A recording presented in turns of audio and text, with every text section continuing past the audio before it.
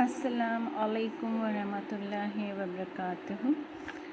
اعوذ باللہ من الشیطان الرجیم، بسم اللہ الرحمن الرحیم۔ آج ہم سورہ بقرہ آیت نمبر 102 جو دل کو چھوئی ہے میرے، اس کو کریں گے۔ تھوڑی لمبی آیت ہے لیکن اس سے ہم نے زندگی میں بہت کچھ سیکھ لیا، تو آپ سے تھوڑا سا شیئر کر رہی ہوں۔ اصل میں جادو کی حقیقت پتہ چلتی ہے یہاں سے۔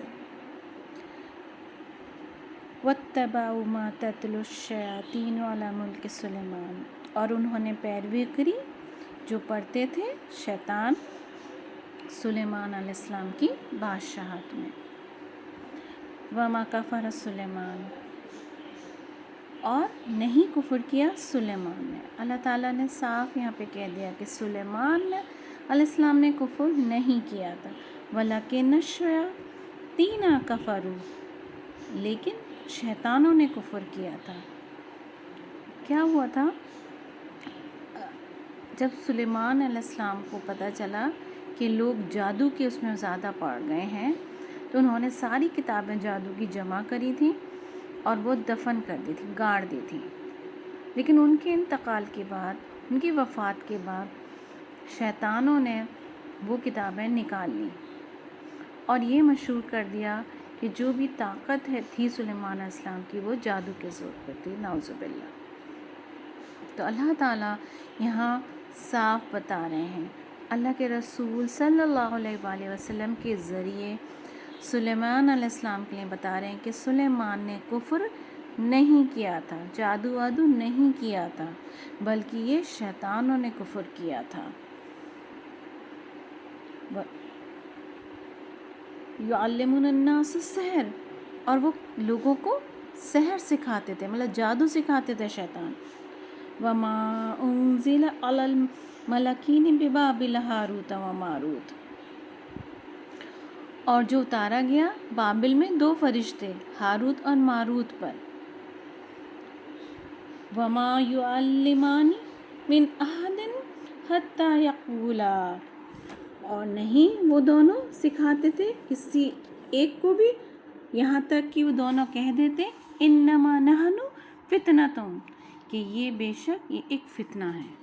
اللہ تعالیٰ نے آزمائش کری اور 2 فرشتوں کو اتارا، وہ بھی جادو سکھاتے تھے، ہاروت اور ماروت، اور وہ کسی کو جب تک سکھاتے ہی نہیں تھے جادو، جب تک یہ بات کہہ نہیں دیتے تھے کہ یہ مت سیکھو، یہ آزمائش ہے، یہ تمہارا ٹیسٹ ہے۔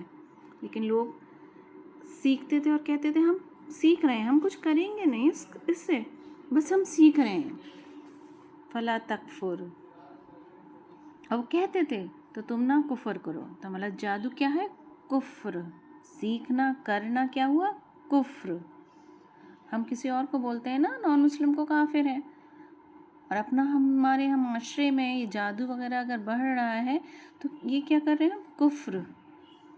فَيَتَعَلَّمُونَ مِنْهُمَا مَا يُفَرِّقُونَ بِهِ بَيْنَ الْمَرْءِ وَزَوْجِهِ، تو وہ سیکھتے تھے، کیسا جادو سیکھتے تھے کہ 2 شوہر اور بیوی کے درمیان جدائی ڈالنے والا جادو سیکھتے تھے۔ وَمَا هُمْ بِضَارِّينَ بِهِ مِنْ أَحَدٍ، اور نہیں وہ نقصان پہنچا سکتے ان میں سے کسی ایک کو بھی، الا بِإِذْنِ اللَّهِ، مگر اللہ کے اذن سے، یعنی جتنا اللہ چاہے بس اتنا ہی نقصان ہوتا ہے دوسرے کو، کسی کو اگر پہنچتا ہے۔ وَيَتَعَلَّمُونَ مَا يَضُرُّهُمْ، اور وہ سیکھتے جو نقصان دیتا انہیں اور نہیں فائدہ دیتا انہیں۔ وَلَا يَنْفَعُهُمْ، فائدہ نہیں دیتی تھی یہ چیزیں انہیں، نقصان ہی دیتی تھی۔ وَلَقَدْ عَلِمُوا لَمَنِ اشْتَرَاهُ مَا لَهُ فِي الْآخِرَةِ مِنْ خَلَقٍ، البتہ تحقیق وہ جانتے تھے کہ جس کسی نے اس کو سیکھا یا خریدا اس کا آخرت میں کوئی حصہ نہیں۔ اللہ تعالیٰ نے کہہ دیا ان کا آخرت میں کوئی حصہ ہی نہیں۔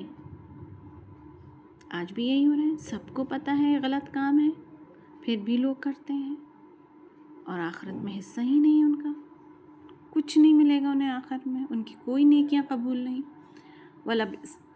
وَلَبِئْسَ مَا شَرَعُوا بِهِ أَنفُسَهُمْ، اور کیا برا جو یہ سودا کر رہے ہیں، کتنا برا سودا کر رہے ہیں ساتھ اس کے اپنی جانوں کی. اللہ تعالیٰ کہہ رہے ہیں کتنا برا جو انہوں نے اپنی جانوں سے سودا کیا ہوا ہے، اپنی جانوں کو بیچ ڈالا ہے اس کام میں.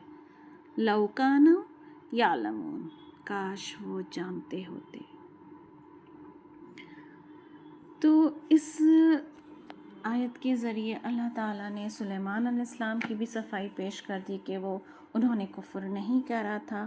اس آیت کے ذریعے اللہ تعالیٰ نے یہ بتا بھی دیا کہ لوگ کس طرح جادو سیکھتے تھے.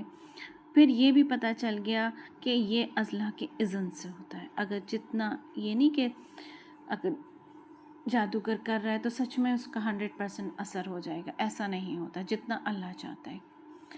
کیا ہوتا ہے، جادو میں دونوں کی آزمائش ہو جاتی ہے، دونوں کے ٹیسٹ ہوتے ہیں. جادو کرنے والے کا بھی ٹیسٹ ہوتا ہے اللہ تعالیٰ کی طرف سے کہ وہ غلط کام کر رہا ہے تو اس کا ٹیسٹ ہے جہنم ہے اس کے لیے، اور جس کے اوپر کر رہا ہے اس کا بھی ٹیسٹ ہے کہ اب وہ کیا کرتا ہے، وہ اللہ کی طرف آتا ہے یا وہ بھی ادھر ادھر بھاگتا ہے اور ان چیزوں میں غلط کاموں میں جاتا ہے، تعویذ گنڈوں ان میں جاتا ہے. تو دونوں کا ٹیسٹ ہوتا ہے. پھر اللہ تعالیٰ نے بتا دیا جتنا اللہ چاہے گا اتنا اثر ہوگا. اگر اثر ہونا ہوتا تو جادو سے جو جادوگر ہیں وہ پرائم منسٹر بنے نہ بیٹھے ہوتے، اپنے آپ کو یہ دولت مند نہ بنا لیے ہوتے اگر سچ میں سارا کچھ جادو کے زور پہ چل رہا ہوتا. تو ایسا نہیں ہے، اس سے بالکل نہیں ڈرنا چاہیے. پھر بتایا کہ کیسا جادو سیکھتے تھے یہ لوگ، شوہر اور بیوی کے درمیان جدائی ڈالنے والا جادو سیکھتے تھے. تو یہ کس لیے ہوتا ہے؟ حسد کی وجہ سے. اور حسد ایمان کو کھا جاتی ہے. جس کے دل میں حسد ہے کہ یہ دونوں کیسے خوش ہیں، ان میں لڑائیاں کراؤ، تو اللہ تعالیٰ نے کہا، اللہ کے رسول صلی اللہ علیہ وسلم کی حدیث ہے، حسد ایمان کو کھا جاتی ہے. جادو دو طریقے کے ہوتے ہیں. اس شوہر اور بیوی کے جدائی ڈالنے والا جادو کو بولتے ہیں سحر تفریق. ایک جادو ہوتا ہے سحر عطف، اس میں محبت ڈالی جاتی ہے. ہیں دونوں جادو ہی. ایک جادو کے ذریعے جدائی ڈالی جاتی ہے، ایک جادو کے ذریعے محبت. میرے شوہر سے ہو جائے محبت، ساس سے ہو جائے، نند سے ہو جائے، فلاں میرے قابو میں آ جائے، یہ میرے قابو میں آ جائے، ہر اس کے اوپر میرا کنٹرول رہے. ایک جادو ہی ہوتا ہے تو دونوں جادو. کوئی انسان یہ سوچے کہ میں تو محبت کے لیے کر رہا ہوں نا کہ ہمارے رہے، نہیں. خدمت کرو ساس کی، شوہر سے اچھے سے رہو، اخلاق دکھاؤ، جادوؤں سے زور پہ تھوڑی ہوگا. تو دونوں ہی چیزیں غلط ہیں کہ ہم فلانے لڑکے پہ جادو کر دیں کہ وہ ہماری بیٹی سے شادی کر لے، یا فلانے لڑکی پہ کر دیں، یا فلانا لڑکا لڑکی پہ کر دے کہ وہ مجھ سے محبت. تو یہ کیا ہے؟ سب جادو. اور جو اس میں شریک ہے اور جس کو پتہ ہے اور پھر بھی وہ خاموش ہے تو وہ بھی اس کام میں شریک ہے. تو یہ نہ سوچے انسان کہ سحر عطف جادو نہیں ہے. سحر عطف بھی کسی کو ملا کے کچھ کھلانا بھی جادو ہے. شوق سے وہ اچھے کے لیے کھلایا جائے، شوق سے وہ اپنا بنانے کے لیے کھلایا جائے، شوق سے وہ جدائی ڈالنے کے کھلایا جائے. وہ بات الگ ہے کہ آپ کوئی درود شریف پڑھ رہے ہیں اور چاروں کل پڑھ رہے ہیں، اس پہ پانی پہ دم کر رہے ہیں، وہ چیز الگ ہے. دم جائز ہے، لیکن کچھ ملا کے، کچھ زہر والے الفاظوں کو ملا کے کھلانا وہ جادو ہے. تو جادو سے کبھی نہیں گھبرانا چاہیے. یہ دونوں کی آزمائش ہو رہی ہے. جیسے ہی انسان کو لگے تو وہ سوچ لے میرا ٹیسٹ ہے یہ. اور اس میں سب سے پہلے کیا کرنا ہے؟ اپنے معاملاتوں کو سدھارنا ہے.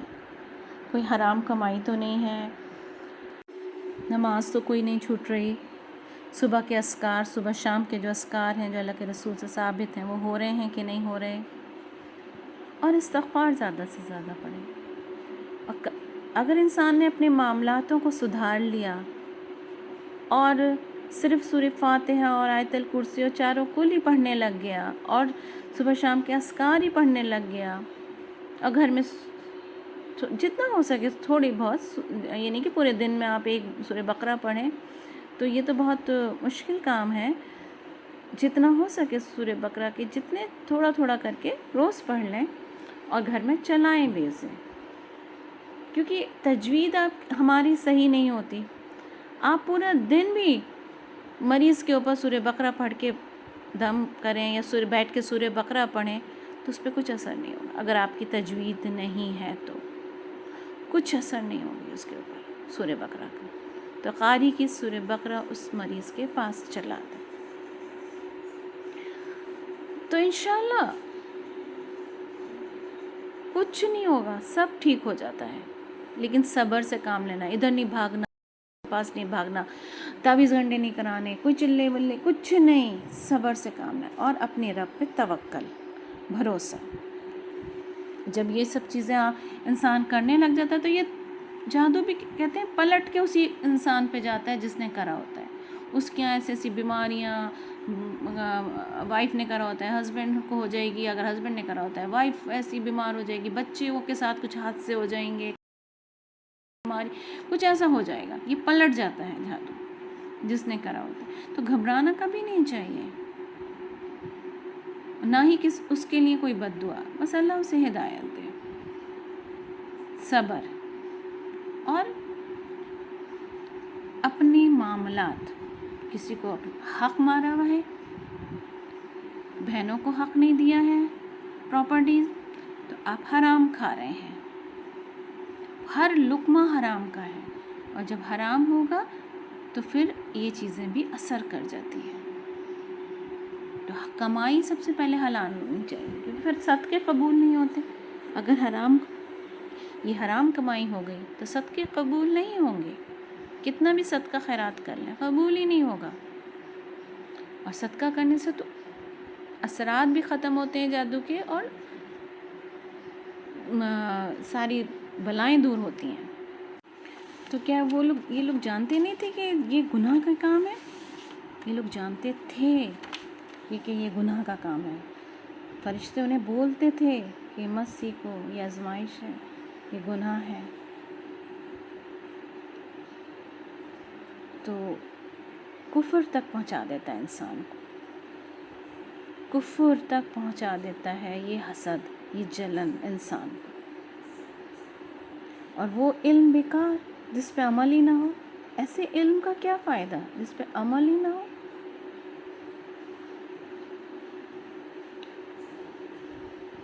لیکن جادو بھی اللہ کے اذن سے ہوتا ہے، جتنا اللہ چاہے اتنا اس کا اثر ہوتا ہے اس انسان پہ. یہ ہمیشہ خیال رکھیں کہ میرا یہ ٹیسٹ ہے، میری آزمائش ہے، اور جو کر رہے ہیں اگر ان کاموں میں ہے تو ابھی بھی انسان توبہ کر لے اور پلٹ آئے. کیونکہ آخرت میں پھر اللہ تعالیٰ نے بول ہی دیا کوئی حصہ نہیں ہے ان کا، کوئی حصہ نہیں. اور بچنے کا میں نے آپ کو طریقہ بتا ہی دیا ہے. پابندی نماز کی، روزہ، زکوٰۃ، اذکار صبح شام کے، سونے کے، صبح اٹھنے جاگنے کے، گھر سے نکلتے وقت کی دعا، اندر گھستے وقت کی دعا، واش روم باتھ روم میں جانے کی دعا، کھانے میں بسم اللہ. یہ سارے جو سنت طریقے ہیں وہ کر لیں، سنتوں کو پکڑ لیں، کچھ بھی نہیں ہوگا. اپنی غلطی کو ڈھونڈ لیں، کمائی حلال کر لیں، کچھ بھی نہیں ہوگا. بیری کے پتوں کا بھی آتا ہے. بیری کے پتے کو 2 پتھروں میں کچل کر اور پانی میں ڈال کے ہلکا سا ایک بوائل لے کے اس پانی سے نہانے سے بھی سورہ بقرہ تو ہے ہی ہے. اور 7 بار یا 5 بار یا 3 بار جتنی استطاعت ہو الحمد شریف، آیت الکرسی، آمن الرسول، اور چاروں کل پڑھ سکتے ہیں تو چاروں کل، نہیں تو تینوں کل پڑھ لیجیے 7 بار یا 5 بار. اور وہ دم کریے پانی پہ، گھر والوں کو پلائیے، خود بھی پیجیے، کچھ بھی نہیں ہوگا. اللہ سبحانہ تعالیٰ پہ توکل اور بھروسہ ہونا چاہیے بس.